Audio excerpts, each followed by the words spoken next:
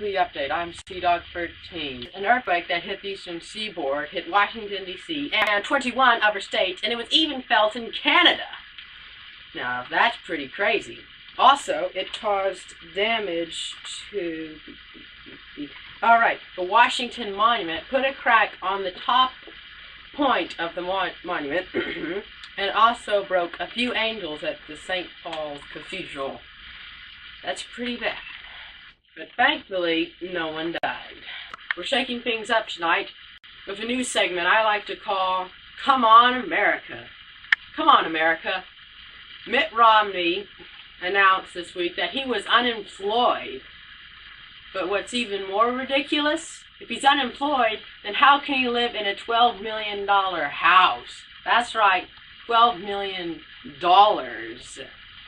Also, he's planning on making it 4 times as big. And it's a mansion.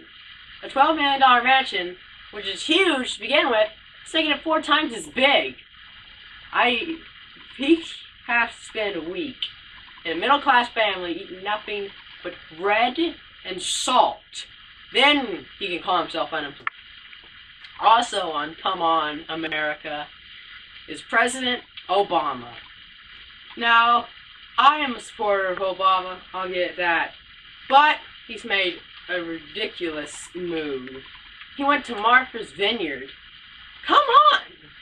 That was a poor choice, Mr. President.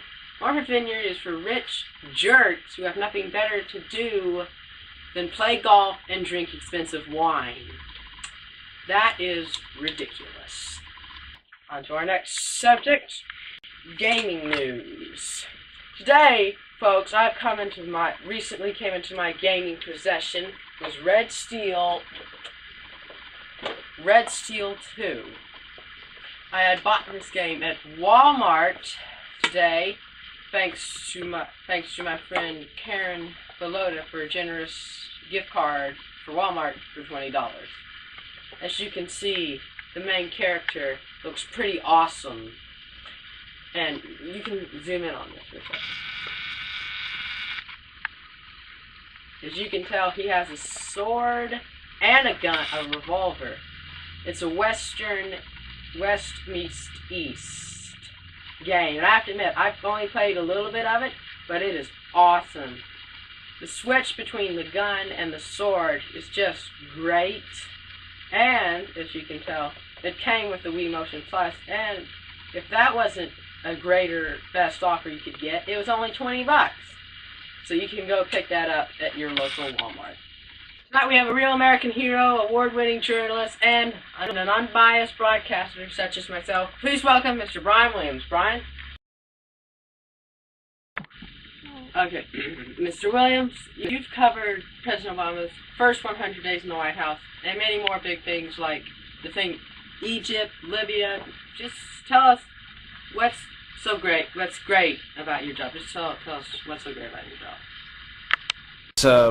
One of the interesting things about this job is we get to watch history, stand back, take the long view. I was just asked today, what's the dynamic since 9/11?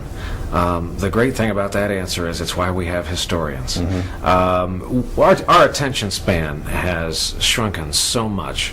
There's almost pressure to sum it up. What'd you think? What did you think? What are we seeing? What are we witnessing? That's why I love history books. I can take 2 decades off, wait and read what some smart person says about it later. Also, I would ask you, what was it like taking over the NBC Nightly News, and what was your reaction to all the reporters writing about you taking over that position? Yes, it's not my favorite subject, unlike a couple of people out here in Hollywood. It really isn't. And, I define myself by what I do for a living. I get to the office every day. We have editorial meetings. I write for the broadcast. I deliver the broadcast. I travel. I cover stories. I'm a reporter. I get on the phone and I talk to people about the news. So I am not accustomed to giving interviews about myself.